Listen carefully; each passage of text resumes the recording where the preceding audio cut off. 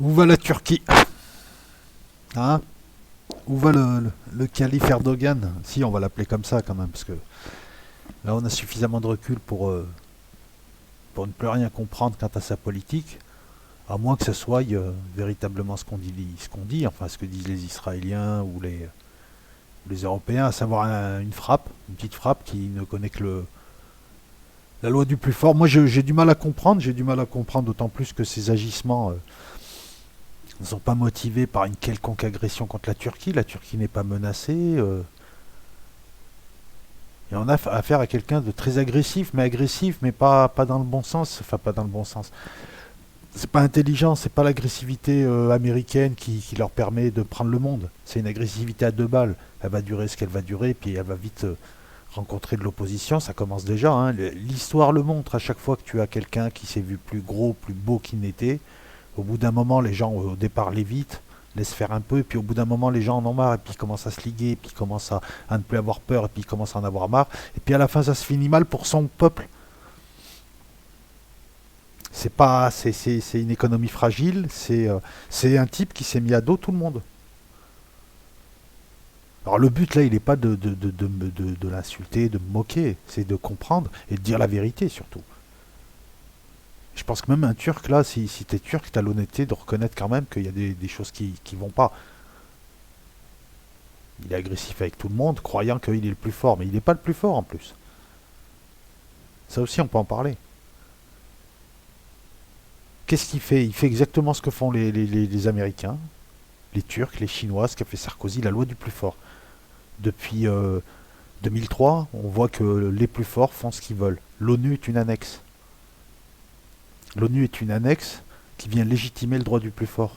Au lieu d'indiquer le droit et d'utiliser la force, elle vient légitimer la force. Donc il fait pas plus que les Chinois qui s'incrustent, qui créent des îlots et qui prennent des îles qui leur appartiennent pas, qui attaquent des pêcheurs philippins, vietnamiens. Ils font pas plus que la Russie lorsque ses intérêts certes sont menacés, mais qui intervient en Crimée ou au Donbass. Quel est tort ou raison, c'est encore autre chose. C'est juste que depuis que les Américains ont envahi l'Irak et ont fait preuve de mensonges pour envahir l'Irak et mettre le monde devant le fait accompli, on a plein de petits Erdogan, plein de gens qui ont compris qu'il fallait se mettre bien avec les Américains et si tu étais plus puissant que ton voisin, tu pouvais faire ce que tu voulais. On est exactement à la situation inverse du droit international. Que fait Erdogan en Syrie? D'ailleurs, qu'est-ce qu'ils font tous en Syrie? Il n'y a pas de mandat. Je veux dire, les Américains n'ont aucun mandat pour être en Syrie. Comme disent pas Daesh, je veux dire, déjà ceux qui l'ont créé, puis quand bien même, Daesh, non mais tu fais quoi en Syrie? Surtout qu'on a tendance à voir Daesh surtout caché dans leur zone. Où va Erdogan? Mauvais tempo en Libye, il va perdre. C'est l'agresseur en Syrie, hein. Il a raté le coche en Syrie, finalement. Je pensais qu'il était plus intelligent que ça. Les Européens, les Américains l'ont mis dedans. C'était le chef de chantier et il est continué à rester chef de chantier. Comme il a vu que tout le monde était parti, il s'est vu aussi président de l'entreprise. Mais une entreprise qui est en train de couler. Parce qu'il va partir de Syrie, qu'il le veuille ou pas. Malgré ses menaces, on va en parler là. Parce que non, mais c'est en plus. Enfin, bref.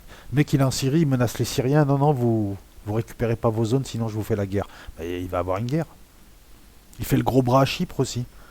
Bah écoutez, à Chypre, alors dans la région, depuis un certain nombre d'années, je vous mets les cartes là, dans la région, depuis un certain nombre d'années, on trouve pas mal de gisements de gaz. Le Liban, le gisement Léviathan avec les Israéliens. Les Chypriotes, en mars, ont trouvé du gaz. Et puis, dans leur zone, un immense gisement. On parle de 142 à 227 milliards de mètres cubes. Donc c'est du gros, hein, de gaz naturel. Ben, Erdogan, il est venu avec ses bateaux, il s'est installé, il a dit je représente la Chypre du Nord. Vous savez, la partie de Chypre que j'ai envahie en 74, où j'ai 30 000 hommes qui sont là de force. Et puis je le fais parce que l'Europe ne bouge pas. Et donc il envoie des bateaux à lui, avec des bateaux de guerre qui accompagnent. Et il va forer en pleine zone économique et en plein là où il y a les gisements des Chypriotes, qui se plaignent mais personne ne fait rien. Alors depuis un certain temps, il y a un durcissement. L'Union européenne a voté des sanctions contre deux chefs, deux hommes d'affaires turcs. C'est stupide. Alors qu'il y a des bateaux de guerre qui ont raccompagné des bateaux de Total, qui ont raccompagné les bateaux d'Eni, parce que Erdogan a dit je fore là où je veux et je vais forer là où vous avez donné des concessions à Total, à Eni, à Exxon. Au mépris de toute loi, hein. Il s'est installé, puis il est arrivé avec ses bateaux et ses drones soi-disant non armés, ses frégates, hein, on voit que ces frégates elles sont armées. Et en gros c'est délogez-moi sinon. Alors ce qui se passe en ce moment c'est qu'il y a le Charles de Gaulle, c'est qu'il y a des bateaux de guerre de la marine anglaise, allemande, française qui y vont. Mais à un moment donné il va falloir qu'il y ait une confrontation. Encore une fois, que fait le droit international? Le gars il est dans les eaux internationales d'un autre pays, non je fore pour les mecs du Nord parce qu'ils sont, c'est mes potes. Voilà, il s'invente des potes et après il s'installe.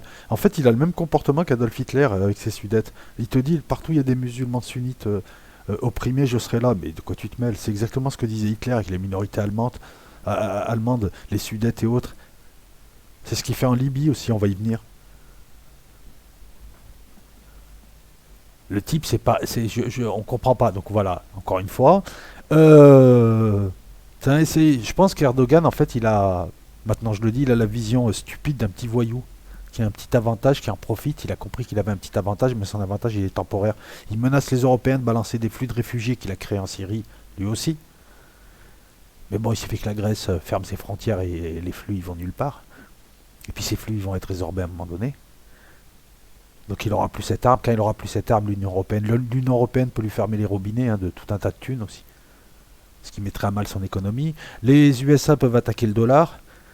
Ils les menacent quant à leur base US. Ils sont en train d'enlever les bombes atomiques, les B-61 à gravité. Ils sont en train, donc au pire des cas, de toute façon, ils sont en train de trouver des solutions de repli.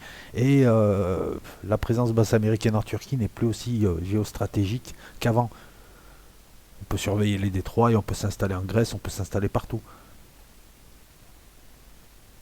Il fait la guerre à la Syrie parce que la Syrie est fatiguée, elle a affronté des armées entières de djihadistes, elle a affronté tout un tas d'armées, donc il en profite. La loi du plus fort, mais ce qui s'est passé, c'est que les Syriens, là, ils sont décidés à aller à la guerre. Et les Russes, je pense, vont les épauler. Parce que ça commence à bien faire. Le gars, il occupe des parties de la Syrie en s'inventant des trucs. Il soutient des milices islamistes en Syrie. Alors, la Syrie, c'est simple. En ce moment, les Syriens sont en train de reprendre Idlib. Le rouge et le violet, c'est les reprises. Enfin, les reprises, c'est surtout le violet. Ces deux axes, ils sont en train de récupérer la M51. Et maintenant, ils vont s'avancer vers Idlib. Comme je l'ai dit lors de la dernière revue de presse, ils ont pris Sakareb. Ils s'avancent par le haut, nord-est, pardon, et par le bas. Ça permet de nettoyer, enfin, voilà, de préparer le terrain pour le siège. Eh ben, Erdogan, donc on est en Syrie là. Alors attendez, il faut que je vous montre la carte aussi, que je n'oublie pas. Vous voyez le violet, le rouge, le vert. Le vert, c'est ce qui reste. Là, il y a des milices islamistes qui prennent en otage 3 millions de personnes qui attendent que l'armée syrienne les délivre. L'armée syrienne avance à grands pas. Si vous voyez le curseur, je ne sais pas si vous pouvez le voir, mais si vous voyez le curseur, la partie rouge en dessous du violet, hein, à superficie égale, a été reprise en quasiment un mois, quoi. C'est énorme, hein, l'avancée. Bah, ils menacent d'envoyer des troupes, et là il y a des incidents depuis un certain nombre de jours. Donc les Syriens, Erdogan a laissé ses troupes dans des postes d'observation encerclés par les Syriens en pleine Syrie. Il ne veut pas les enlever. De quel droit? De quel droit il soutient des milices islamistes qui ont foutu le bazar en Syrie? De quel droit il a détruit le nord de la Syrie? Il faut s'y répondre à ça. Surtout qu'il y avait un accord, il ne le respecte pas. Il y avait un accord pour le nord de la Syrie, pour Idlib. Il devait laisser Idlib, non. Il ne respecte pas. Cet accord, je ne l'invente pas, les services secrets des deux pays s'étaient réunis, les Russes font la navette, les Russes en ce moment sont en train de discuter avec lui pour le calmer, parce que pour eux, il n'a pas rentré, lui, il veut faire rentrer son armée en Syrie, donc ça va être la guerre, parce que les Syriens sont déterminés à reprendre leur territoire. Quant à la Turquie, elle va faire quoi? C'est une grosse armée, elle va s'enliser dans les montagnes là-bas, elle va se faire miner. Voilà. À chaque fois qu'ils sont rentrés dans le nord de la Syrie, ils ont perdu beaucoup d'hommes. On voit que c'est une grosse armée, mais dans les combats symétriques, ils ne tiendront pas. Agresseur en Syrie, il occupe des bouts de Syrie comme ça pour soutenir une guérilla islamiste ou le droit international, hein, parce que là l'occupation, même l'OTAN ne la légitime pas. Donc à un moment donné, que fait le droit aussi? Et lui, qu'est-ce qu'il fait en Syrie? Voilà, il vient de s'attirer l'inimité d'Alger, de Damas, de Téhéran, de tout le monde. Le type, il gesticule partout, il agresse tout le monde. À un moment donné, il va prendre une claque. Qu'est-ce qu'il fait en Libye? En Libye, voilà, en plus. En Libye, il y va mauvais tempo. Est-ce qu'il pense qu'il va garder? C'est les parties vertes. Est-ce qu'il pense, voilà, il y a de plus en plus de militants islamistes hein, qu'il envoie et de troupes syriennes là-bas, mais ils vont perdre. Mauvais tempo. Qu'est-ce qu'il fait en Libye? Au nom de quoi? Au nom d'une vieille alliance avec la tribu de Misrata il y a 500 ans. Donc on a affaire à un comportement à l'israélienne ou à l'américaine, il faut le dire. Un comportement ouais, on a beau être indulgent, qui gonfle tout le monde. Et même si t'es turc, reconnais que ton président, il est agressif. Et puis bon, voilà quoi. On parle des Israéliens, mais lui, il détruit la Syrie. Il menace les Syriens. Il n'est pas chez lui. C'est comme si l'armée américaine s'installait en Turquie et puis venait aider les Kurdes aussi. C'est exactement la même chose. Venez aider les Kurdes qui commettent des attentats, parce que je rappelle que ces milices, en plus, à chaque fois qu'il y avait des cessez-le-feu, elles venaient bombarder Alep, elles venaient bombarder les villages alentours. C'est marrant d'ailleurs, on n'entend pas l'Union Européenne là-dessus. Alors qu'eux aussi ont contribué à créer ça, cette poubelle à djihadistes. Là, l'armée syrienne, en 2 mois, elle récupère tout. C'est un type qui avait deux trois petits trucs, il s'est vu trop beau et maintenant il en profite, mais à un moment donné ça va s'arrêter et il va devoir payer l'addition. Elle sera économique, elle sera de différents ordres. Et le gars, voilà, il est en train de virer un mélange de Netanyahou et d'Adolf Hitler. Quand ces avantages-là disparaîtront, que les Américains n'auront pas besoin de lui, il restera qui? Il sera le jouet de Poutine. Et Poutine n'est pas son ami, Poutine se joue de lui. Poutine d'ailleurs lui a dit pas d'avion au-dessus de la Syrie, personne ne rentre en Syrie sinon je lance mon aviation. Mais bon, le voyant faire là, il est capable de s'en prendre à Poutine, mais le problème c'est que si Poutine il envoie des troupes là-bas, c'est que c'est pas bon. Et personne veut qu'il y ait une guerre avec la Syrie. Et il a rien à faire en Syrie, il a rien à faire en Libye. Le mec c'est le soutien numéro un des islamistes, au même titre que les Saoudiens, mais en plus voyant. Soutien terrorisme, coup de force, menace. Voilà. Là, en Syrie, donc il y a eu un bombardement accidentel, sûrement qui a tué 5 Turcs. La première fois, il te dit j'ai envoyé mon aviation, les Russes ont dit il ment, il a rien envoyé du tout. La deuxième fois, il y a encore 5 morts et 5 blessés. Qu'est-ce qu'ils font là-bas? Ils ont rien à foutre là-bas. Ils sont dans des postes avancés qui sont complètement cernés par les Syriens qui ont récupéré toutes les zones qu'ils étaient censés surveiller. Il n'y a plus de cessez-le-feu, il n'a jamais été respecté. Qu'est-ce que vous foutez là-bas? Donc lui, il a bombardé et il dit qu'il aurait tué 100 Syriens. Bon, bref, on ne sait pas si il a tué 100 ou bon, il a sûrement fait des dégâts. De toute façon, il a une meilleure armée. Mais sa meilleure armée, s'il y a une guerre, elle va pas tenir longtemps, hein, économiquement. C'est pas tout d'avoir des chars et de construire des drones, hein. En plus, c'est pour faire chier tes voisins, hein. Franchement, voilà quoi. Le gars, il avait la possibilité de stabiliser le monde musulman et d'avoir un certain rayonnement. C'est le principal fouteur de bordel du monde musulman. Les Syriens se font agresser par les Israéliens le week-end et en semaine par Erdogan, qui fout le bazar dans leur pays, qui détruit le nord de leur pays, qui fait chier tout le monde. Alors moi je veux bien qu'il lutte contre les Kurdes, mais il a un comportement de terroriste. Il refuse que les Kurdes, de chez lui puissent s'exprimer et faire leurs petits trucs. Et lui par contre il arme une guérilla en Syrie. Elle est où la logique? Si ce n'est une logique de petit voyou qui tant qu'il aura rien pris, il n'aura pas pris une claque sur le museau. Voilà, je suis désolé de parler comme ça, mais ce type est un petit voyou, là, un comportement de voyou et de fourbe et de lâche. Il s'en prend qu'à. Voilà, il va japper devant l'Union européenne parce qu'il sait qu'elle bouge pas. Il va japper devant la Syrie, il va en Libye, mais bon, il a rien à faire en Libye. Qu'est-ce qu'il va faire en Libye, ce type? Surtout qu'il n'a pas les moyens. C'est pas parce qu'il s'est acheté une armée qu'il n'a pas les moyens. Il a pas les reins pour faire des guerres. Il n'a pas les reins pour avoir tous ces. Quel est l'ami d'Erdogan en ce moment? Personne. Non, cherchez bien personne. Ne me dites pas Trump ou Poutine. Trump l'a menacé pour Chypre. Trump, pour l'instant, il joue avec lui, mais il en a marre. Voilà. C'est. Le mec, il va avoir une bonne guerre contre la Syrie, je pense. Parce que les Syriens vont pas s'arrêter. Ils sont déterminés à reprendre leur territoire. Et ils ont raison. Qu'en est-il de l'accord du Nord là, vers Reis Ain? Est-ce qu'il va tenir ou pas? Parce qu'à la base, l'accord était de là-bas. Et puis il devait lâcher Idlib. Il veut plus lâcher Idlib. Et il va même emmerder les Libyens. Alors, je dis pas qu'Haftar c'est bien. Mais si on parle d'Haftar, on parle aussi d'Erdogan. Rappelez-vous. Et on parle du chaos. Et on parle de conduite de petits voyous, de petits chefs de guerre. Qui maintenant, à l'image des USA, qui est un grand chef de guerre et un grand voyou, font la même chose. Ou à l'image des Israéliens, font la même chose que font les Turcs, si ce n'est la politique du fait accompli en Syrie. Pire que les Israéliens. Les Israéliens, ils passent, ils bombardent des cibles militaires. Là, les Turcs, ils font quoi? Les miliciens qui soutiennent et qui envoient en Libye ont pris 3 millions de personnes en otage dans la province. C'est des gens qui ne peuvent pas quitter leur village, qui sont prisonniers. Je ne vous parle pas des familles des djihadistes combattants. Je vous mettrai des images de combat en Syrie. J'ai trouvé des images de combat, je vous les mettrai sur Patreon, on peut les passer, au moins on risque rien. Qu'est-ce que je pourrais dire d'autre? Je pense avoir fait déjà le point, donc où est-ce qu'il va? Jusqu'où va-t-il aller? Jusqu'où on va le laisser aller? Puis ça serait surtout bien de l'arrêter à un moment donné, hein, sachant qu'en plus, voilà, je pense que c'est un géant au pied d'argile, hein, c'est tout. Il va se planter en Libye.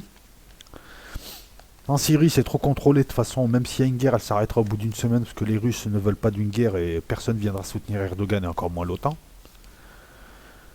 Les Européens vont se réveiller doucement dans l'année et tu verras que ça va se densifier, ça va se durcir. Ils vont envoyer leur marine de guerre et à un moment donné, Erdogan il sera obligé de reculer parce qu'il n'a pas la marine qu'il faut, hein, ça déjà.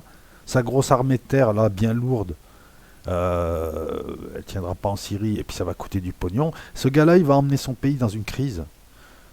Il y a une perte de prestige et il y a une crise. Une crise économique, une crise sociale, une crise ce que tu veux. Puisqu'à un moment donné, il aurait pu briller par son rayonnement, il a décidé non de se comporter comme un voyou.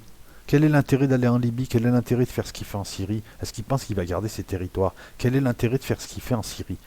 Il parle du monde arabe et du monde musulman, mais qu'est-ce qu'il fait si ce n'est provoquer la destruction du monde musulman? Pourquoi est-ce qu'il fait tout ça? Pourquoi il est agressif avec Chypre? Pourquoi il est agressif avec tout le monde? Alors que la Turquie n'est pas menacée, là. Quelles sont ses raisons? Voilà, un petit caïd. Et les petits caïds, en général, il faut les marronner, hein. À un moment donné, tu les marronnes et ils comprennent, hein. Et s'ils comprennent pas, leur population comprend vite que ce type-là est quand même tout sauf un chef d'État honorable. Et puis moi, j'espère qu'il y aura la guerre avec la Syrie. J'espère parce que je suis confiant, parce que c'est voilà, faut pas trop croire non plus que parce que le type il a des chars et des avions, les Syriens ils se battront et il y aura des gens qui viendront se battre avec eux et ils repousseront tout ça, ils récupéreront leurs terres, c'est tout, voilà, c'est quoi. Et ça, ce qu'il fait là en fait, mais c'est d'une stupidité parce que ça va faire relancer. Ces agissements de ces dernières années ont donné de la crédibilité aux Kurdes. Ça aussi, c'est un levier qui peut être réactivé dans le monde, hein, et on peut imposer à la Turquie, hein, une solution. Pourquoi est-ce qu'on partitionne pas la Turquie, l'est de la Turquie, on en fait un Kurdistan, où tous les Kurdes du monde là pourraient repartir dans leur pays, puisqu'apparemment là c'est leur terre ancestrale, tu vois, on peut aussi, c'est beaucoup plus légitime qu'envahir la Syrie et y mettre des islamistes ouzbeks de Daesh, hein, ou de HTC ou de ce que tu veux. De toute façon, c'est des groupes, c'est les mêmes, hein. Je veux dire, quel est le groupe modéré? Ils se battent avec les mêmes armes, ils sont dirigés par HTC. Hein, je vous montrerai les images, vous allez voir les modérés, vous allez voir la gueule des modérés, quoi.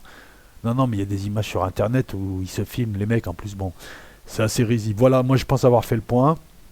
Je suis dur avec Erdogan, mais moi je suis dur avec tout le monde quand l'information s'y prête, hein.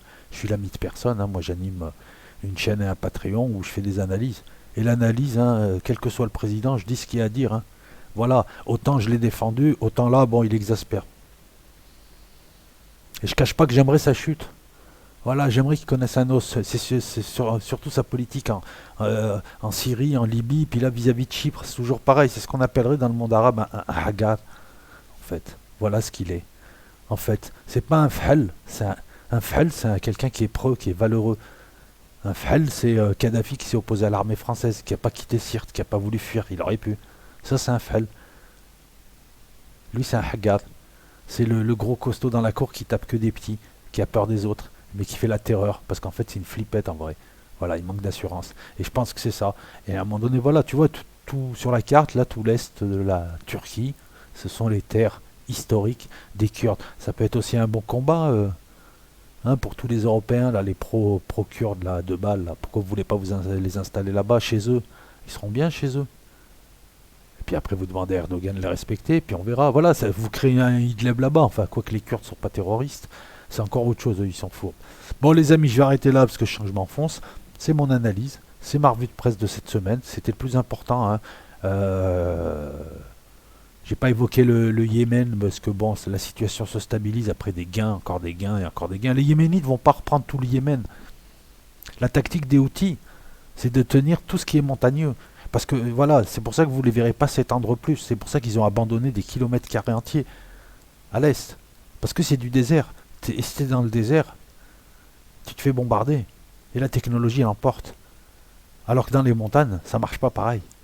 Et c'est pour ça qu'ils occupent le Yémen utile, le Yémen montagneux. Et puis voilà, et puis dans les autres parties qu'ils laissent aussi, il y a des parties qu'ils ne prennent pas. C'est parce qu'il y a des tribus qui ne veulent pas les laisser. Et c'est tribal le Yémen. On en reparlera une autre fois. Merci à toutes et à tous. Analyse Patreon. J'ai pas encore commencé à monter, mais je l'ai enregistré la vidéo sur les leurres, les radars, mais elle devrait arriver après celle-là. Je voulais quand même vous proposer celle-là. En revue de presse, on est mardi, il est le 11 février. La bise à toutes et à tous, au revoir.